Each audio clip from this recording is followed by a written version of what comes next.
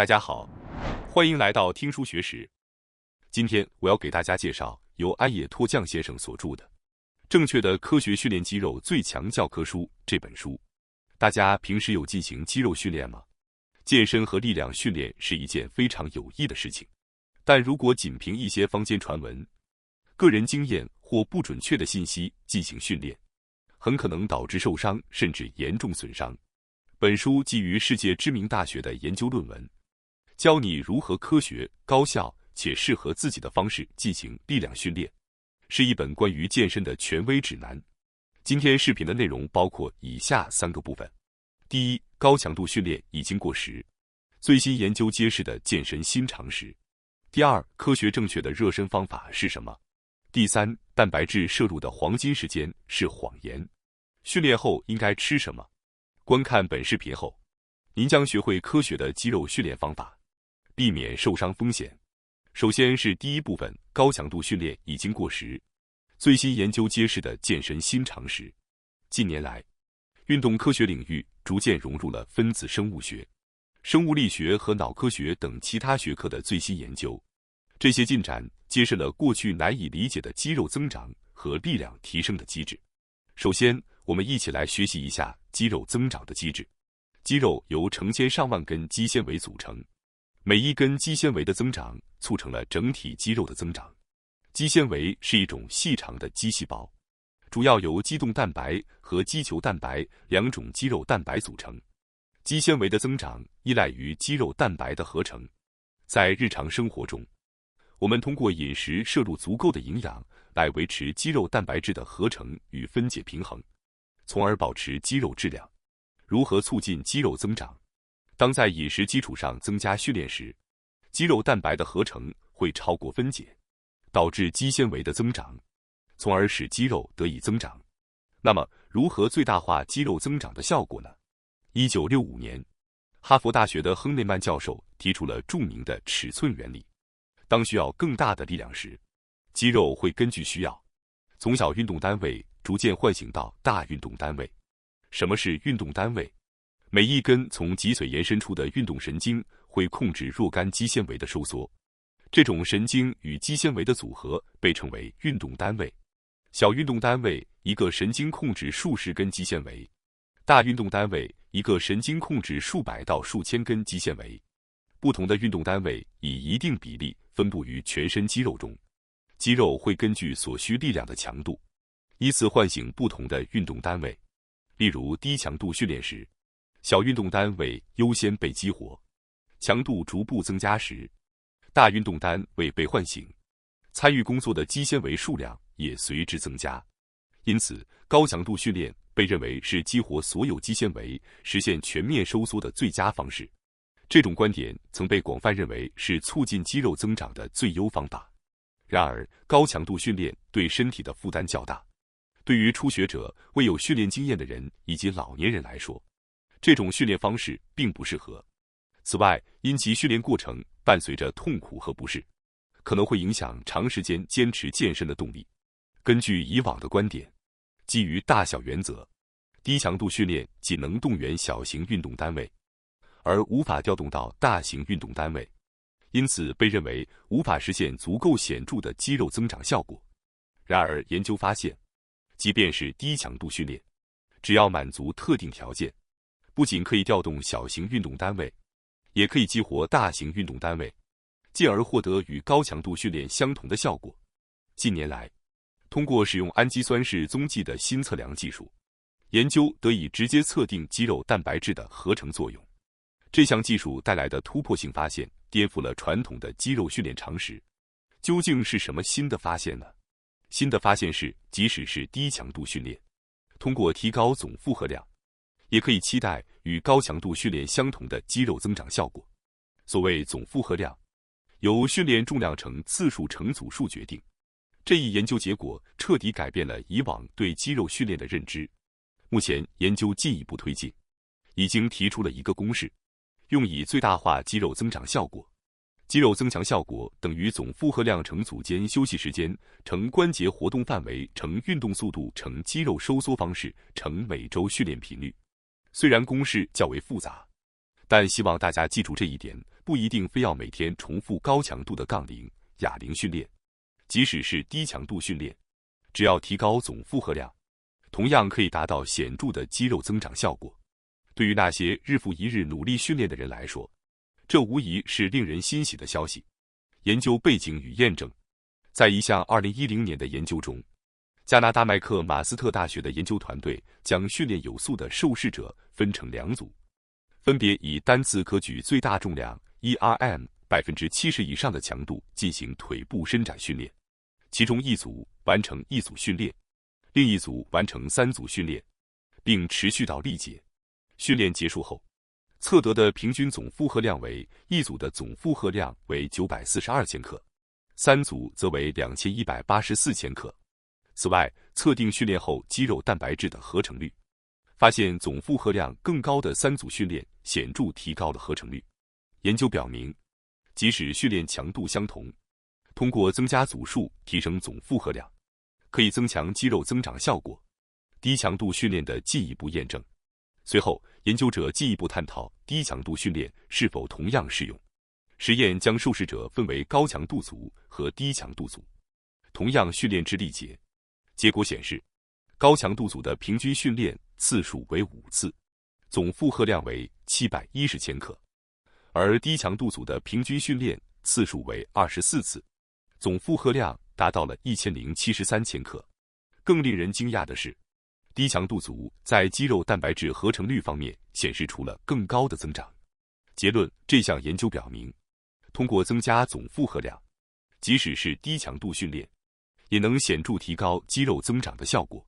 这对于那些认为必须依靠高强度训练才能增长肌肉的人来说，是一种全新的思路。根据这一研究报告显示，即便是低强度的训练，只要增加训练次数并提高总负荷量，也能够获得与高强度训练相同的肌肉增长效果。需要注意的是，这些研究主要关注肌肉蛋白质合成率和肌增长的短期效果。然而，对于坚持锻炼的人来说，最重要的无疑是通过持续训练所能获得的长期效果。接下来是第2部分，科学验证的正确热身方法。我们将基于前一部分提到的肌肉训练方程式，详细说明如何最大化肌肉训练效果的科学热身方法。首先需要明确的是，肌肉训练并非从走进健身房那一刻才开始。根据现代运动科学，充足的睡眠作为提高总负荷量的基础，其重要性已经被科学证实。2012年，英国的体育机构 UK Sport 对睡眠时间对训练效果的影响进行了研究。在研究中，参与者被分为2组，一组每天睡眠时间不少于8小时，另一组少于6小时。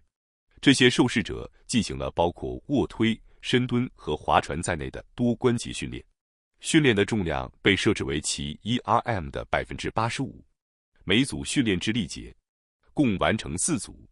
几天后，2组互换条件，重新进行相同的训练。结果显示，睡眠时间少于6小时的组，在卧推、深蹲和划船的总负荷量上均低于睡眠时间不少于8小时的组。由此证明，睡眠不足会显著降低训练效果。这种训练效果的下降，被认为与肌肉内糖原含量的减少有关。肌糖原是储存在肌肉中的一种糖分，是肌肉收缩的主要能量来源。与有氧运动不同，力量训练更接近无氧运动，主要依赖肌糖原作为能量来源，而睡眠不足则会减少肌糖原储备。研究表明，睡眠不足对多关节训练的影响尤为显著。多关节训练比单关节训练动员更多的肌肉，因此消耗更多的能量和肌糖原。睡眠不足不仅会增加胰岛素抵抗性，还会导致肌糖原水平下降，从而影响多关节训练的表现。如何提高睡眠质量以达到最佳训练状态？为了在最佳状态下进行训练，我们应该采取哪些措施来提高睡眠质量？根据报告显示，为了提高睡眠质量，应避免咖啡因、烟草和酒精这3种因素。以下是对每个方面的简单说明。1. 避免下午2点之后摄入咖啡因。提高睡眠质量的第1种方法是，在训练前一天的下午2点之后，避免摄入咖啡因。为了获得优质睡眠，请尽量避免在下午2点之后摄取咖啡类饮品。2、入睡前2小时避免吸烟。提高睡眠质量的第2种方法是，在入睡前2小时避免吸烟。香烟中的尼古丁是一种中枢神经系统的兴奋剂，可能导致失眠。此外，尼古丁会增加心率和血压，并刺激大脑波动，从而妨碍入睡。因此，为了良好的睡眠质量，建议在入睡前2小时内不吸烟。3、酒精并不能帮助入睡。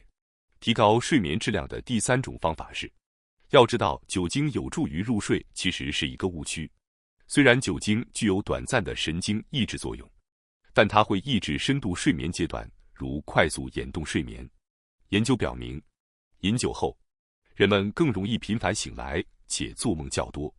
此外，酒精还会恶化睡眠期间的呼吸问题、睡眠质量和训练效果的关系。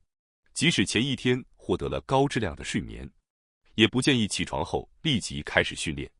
在进行训练前，应先进行良好的热身活动。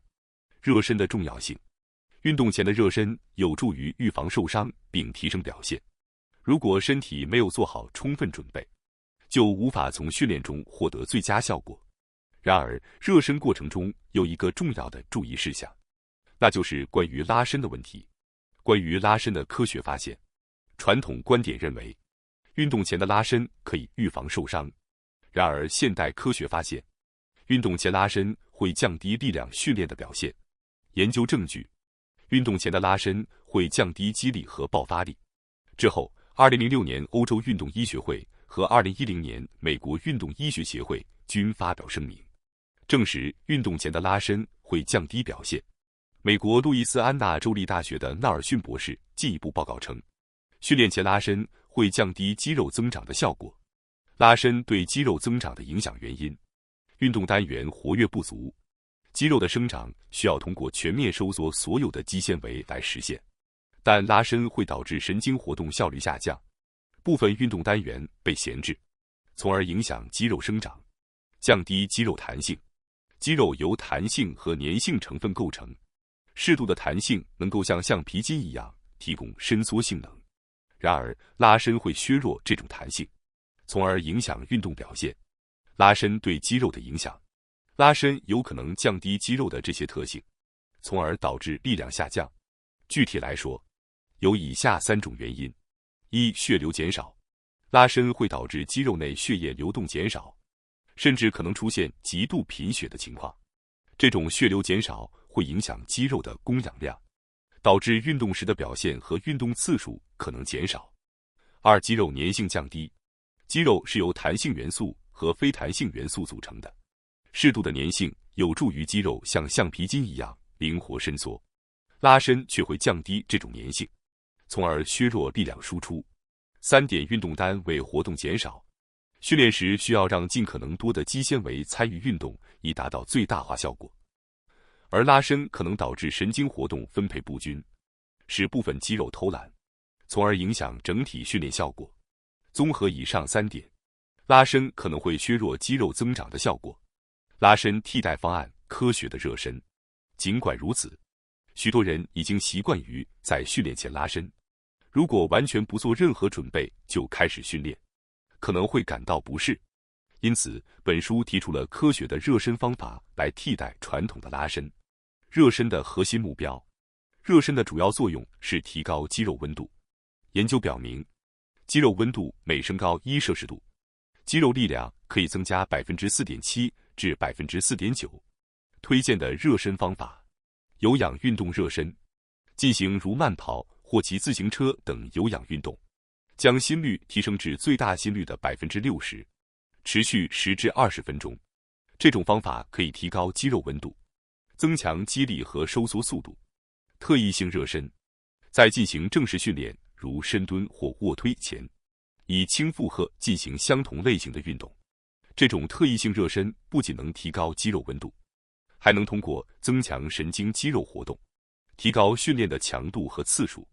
通过有氧运动和特异性热身的组合，神经反射活动增加，肌肉内钙离子浓度升高，从而显著提升训练表现。蛋白质的真相，黄金时间并非关键，仅靠每天坚持力量训练，并不能让肌肉变大或更强。就像汽车需要加油一样，人体在运动后也需要及时补充能量。蛋白质的重要性，蛋白质由数十至数万个氨基酸分子组成，是地球上所有生物体的重要组成部分。人类体内的约10万种蛋白质，也是由氨基酸构成的。当我们食用富含蛋白质的食物，如肉类或豆类时，这些蛋白质会在消化过程中分解为氨基酸，部分氨基酸立即被释放到血液中供身体使用，剩余的氨基酸被储存到氨基酸池中。蛋白质如何构建肌肉？当血液中的氨基酸浓度升高后，体内会根据 DNA 提供的蓝图，将氨基酸重新组合，合成如肌动蛋白和肌球蛋白等肌肉蛋白质。这一过程经历以下步骤：一、蛋白质被消化和分解；二、氨基酸被吸收；三、最后进行合成，形成新的肌肉纤维。因此，摄取足够的蛋白质是肌肉增长的必要条件，但并非某个特定时间段。接下来是第三部分，蛋白质摄入的黄金时间是谎言。训练后应该吃什么？持续的高质量蛋白质摄入才是增肌的核心。然而，仅仅摄取蛋白质不足以促进肌肉蛋白质的合成，其效果仅限于维持现有的肌肉量。为了加速合成并增大肌肉，除了通过饮食摄取营养，还需要通过运动带来的刺激来提高肌肉蛋白质的合成敏感性。这正是今天介绍的肌肉训练及力量训练的作用所在。近年来，随着利用氨基酸稳定同位素的研究方法被确立，人们可以更详细地研究氨基酸的合成和分解。这些研究方法带来了关于氨基酸的新发现。接下来，我们将介绍美国的一项研究报告。研究分为以下4种情况，对肌肉蛋白质的合成和分解量进行了测量：一、空腹状态；二、摄取蛋白质后；三、空腹状态下进行力量训练；四、力量训练后摄取蛋白质。研究结果显示，在空腹状态下，肌肉蛋白质的分解量增加；摄取蛋白质后，肌肉蛋白质的合成量增加。空腹状态下进行力量训练时，肌肉蛋白质的合成量未增加；在力量训练后摄取蛋白质时，肌肉蛋白质的合成量显著增加。空腹时，由于体内氨基酸浓度不足，为补充这种缺乏，身体会分解肌肉蛋白质来生成氨基酸。这种情况下，肌肉的增长自然难以实现。而摄取蛋白质后，体内氨基酸水平恢复正常，肌肉蛋白质的合成量随之增加。然而，如果空腹状态下进行力量训练，即使训练提高了合成敏感性，但由于体内氨基酸不足，合成量仍无法提升。另一方面，在力量训练后摄取蛋白质时，由于训练提高了合成敏感性，摄入的蛋白质能够显著增加肌肉蛋白质的合成，从而促进肌肉的增长。如果目标仅是维持现有肌肉量，那么适度运动和正常饮食就足够了。然而，若目标是增肌，那么力量训练后的蛋白质摄取则至关重要。通常力量训练后1至2小时被称为黄金时间，这是肌肉蛋白质合成效果最强的阶段。在许多文章中，力量训练与蛋白质摄取被建议结合进行。很多人在实际训练时也会有意识地这样做。然而，现代运动科学和营养学指出，与黄金时间相比，更重要的是关注力量训练后长达24小时内的蛋白质摄取。最新研究表明，肌肉蛋白质的合成敏感性在训练后可持续24小时。加拿大麦克马斯特大学的一项研究提供了证据，他们让有训练经验的20多岁男性进行腿部伸展训练腿举，然后在24小时后摄取15克乳清蛋白，测量其肌肉蛋白质的合成率。在这项研究中，根据训练强度和是否达到力竭，将参与者分为以下3组：高强度且训练至力竭，低强度但为训练至力竭，低强度且训练至力竭。结果显示，无论是高强度还是低强度，只要训练至力竭的1组和3组，在24小时后的肌肉蛋白质合成率都有显著提高，而2组的合成率并未显著增加。这表明与训练强度无关，只要训练至力竭。因此，未来在制定训练计划时，注重训练的质量和强度，同时关注训练后的恢复和营养补充，将是实现最佳肌肉增长的关键。最后，我想通知大家一下，我们还有一个新频道——学识 Plus， 该频道将每天提供更为精简的视频内容，并增加有关论文等相关有益知识的解说。如果您感兴趣的话，请通过概要栏中的链接进行查看并订阅。感谢大家收看今天的节目。如果你喜欢我们分享的内容，记得点赞、订阅并开启小铃铛通知，第一时间获取我们的更新。在下次的节目中，我们将继续为大家分享更多有益的书籍。再次感谢大家的支持，我们下期再见。